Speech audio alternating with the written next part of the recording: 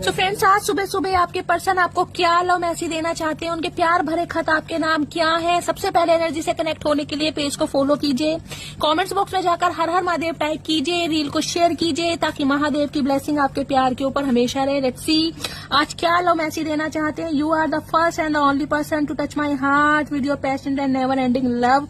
Guys, आपके person की life में हो सकता है काफी अफेयर रहे हैं, लेकिन जो प्यार आपने इस इंसान को दिया है, इनके दिल को छुआ है, वो फीलिंग इन्होंने किसी और के साथ फील नहीं की है, तो आपको बहुत प्रेशियस मानते हैं।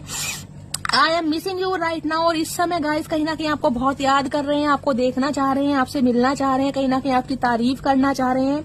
I do love you, please believe on me. अगर आपको इन पर शक है, आपको डाउट है, तो गाइस ये इंसान कहना चाह रहे हैं आप इन पर विश्वास करें, क्योंकि इंसान सुधर भी सकते हैं, क्योंकि इस इंसान को कहीं ना कहीं आपके सच्चे प्यार की वैल्यू अब समझ आ रही है।